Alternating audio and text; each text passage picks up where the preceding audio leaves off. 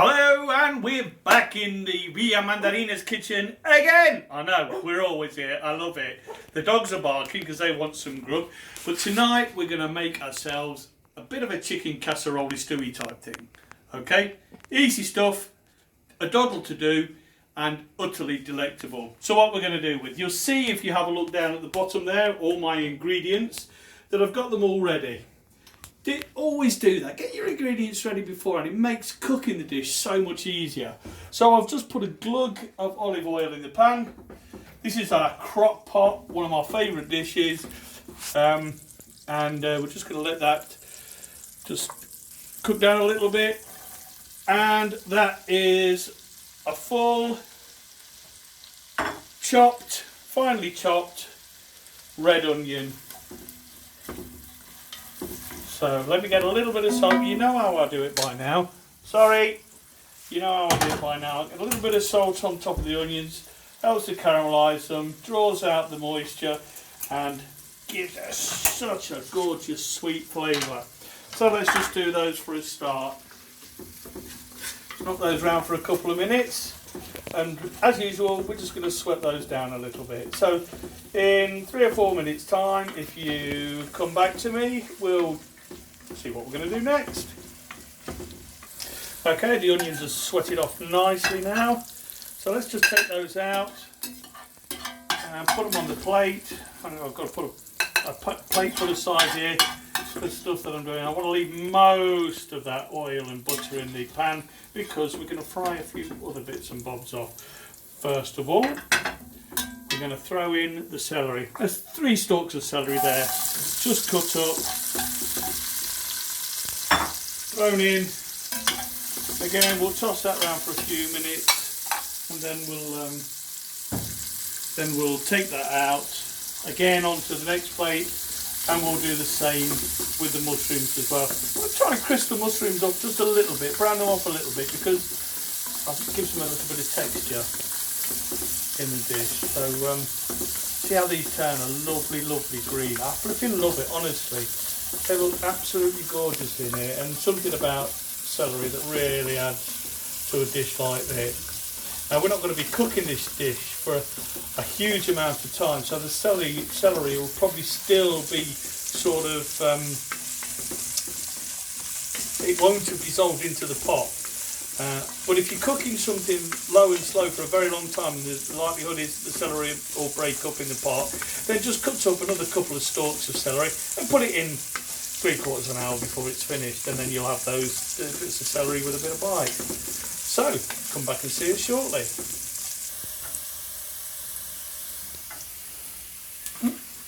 Mr. J. Oh, well, just having a quick slurp, as Keith Floyd would have said. Now, what I've done is I've just let them brown off a little bit, so I've not been tossing them around all the time. Oh, I love San Miguel. Now, so again, take those out, pop them on the plate, and now is going to be the time for the muggies. The mushrooms, sorry. Mushrooms are in there. The heat's a little bit higher now. I want to get those coated up well, and probably put another little bit of a glug in. Not a San Miguel, of olive oil. Just a little.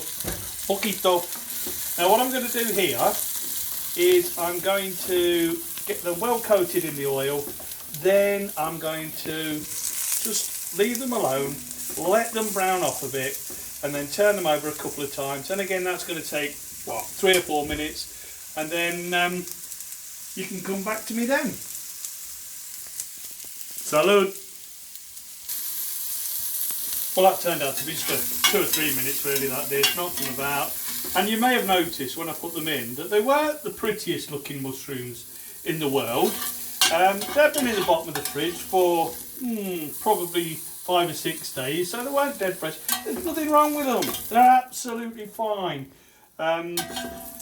So, you know, don't worry about things like that, particularly at this time. Right, now, what we're going to do is we're going to drop in a little bit more butter, not a whole chunk like that, but a little bit more butter, a little bit more oil, and now I'm just going to season the chicken you will notice, if you have a look down at the chicken, that I have skinned these are chicken thighs. My favourite, absolute favourite by a country mile, are chicken thighs. To cook with, they stay moist. There's no problems like there is with chicken breast drying out and stuff like that.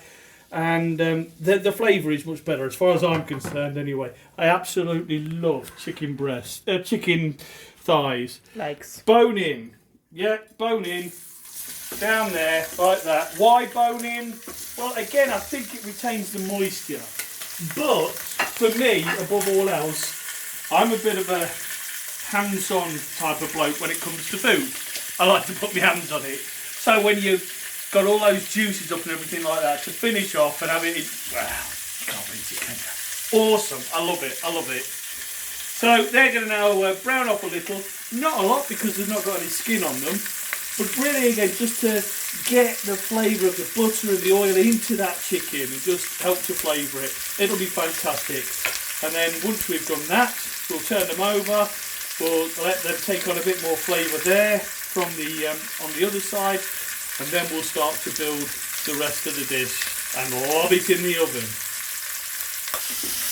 Right, they've browned off nicely, got a bit of flavour in those little beauties. Actually, they're sort of chicken legs, the whole legs, aren't they, rather than thighs, but the thighs and the drumsticks. So that's what they are. Now we're going to deglaze the pan with some chicken stock. Good chicken stock. These are the North stock pots that I was talking about last time we did something. Boiling water on a couple of stock pots, about a litre, and now we're going to deglaze the pan with that. Bam! Flipping tastic. All that flavour. Flipping loads of flavour in there. Brilliant. And now we're going to start to add everything in. I've got a load of spuds here. I don't know how many do I? A few. I've got some carrots. I don't know how many. Probably 2 or 3. I've got some of this green stuff. Not sure what the point is, but anyway, I'm told it's good for me. But it's lovely stuff. Lovely stuff. Now I'm going to drop the rest of the onions and the mushrooms and the celery in, just give that a bit of a mix about, and then finally, remember this is on the heat here, so we're bringing it up to a boil. The oven is set on 180 degrees, something like that, and that will, and then we'll drop it in the oven and we'll let it cook for about another hour or so, and this is going to be awesome. Seasoning, we will not be doing any more seasoning until it's cooked, because we don't want to over season. You can always add seasoning. It's very difficult to take seasoning away. Frankly, it's impossible. So there we are. There it is. We're going to let that come up to the boil now, and then once that's up to the boil, we're going to plop it in the oven for an hour. Come back and see us later. Okay, here we are again. And now we're in the process. You're going to be wondering, aren't you, of course, what did he do with the chicken skins? Did he throw them away? Did he give them to the dogs? Did he give them to the chickens? Well, none of the above. What I did was I took the chicken skins off, and here they are, just down here. So now what we're going to do is we're going to try and crisp those up to pop on top. So a little bit of salt from a height. Why from a height? It's because it looks really good. Now it just spreads it out easier, that's all. Then I've got, so obviously that's on a baking tray. That's on a bit of baking parchment. I've got another piece of baking parchment here, which I'm going to put on top of the skin. And then another baking tray, just to keep it flat, just to make sure that it crisps up nicely. So I'm going to pop that in the oven and come back in about 10 or 15 minutes time and we'll serve up. Okay, well after 15, even 20 minutes or so, the chicken still wasn't done. So what I've done is I've taken the top tray off of it and I put it back in the oven for about another 5-10 minutes or so. So what you're looking for is something along the lines of this. There we go. Comes out like that. So what I'm going to do now is I'm going to take it off of there and I'm going to allow it to cool for 5 minutes or so while I get the other stuff together and we plate up the stew ready for tonight's dinner. Come back and see us in a minute. So now I've taken it out of the oven, obviously. I've got these lovely tender chicken leg, thigh, bits and bobs. Oh, they're even falling apart. Don't you just love that? I do anyway.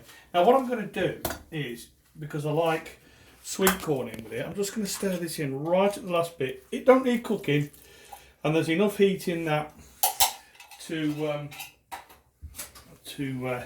warm that through. So just a gentle push around there, and then we can dish up this gorgeous stewy type stuff. Now I have tasted it. It is seasoned beautifully, but obviously you're going to need to do that. You're going to need to season yours before you dish it up. Make sure it's okay. Just get a shed load of this stuff here. This is going to be awesome. And plenty of gravy, of course. You need to do that. There we go. There's one. And then what I'm going to do now is I'm just going to place on top that gorgeous crispy chicken skin. And there we go. That is tonight's offering. I need to wipe that plate because we're trying to be a little bit chefy, aren't we? So let's just wipe that and make it look, well, maybe we're not. Maybe we're not. Yeah, fair enough. There you go. And that's dinner for tonight. I'm looking forward to this, Tommy.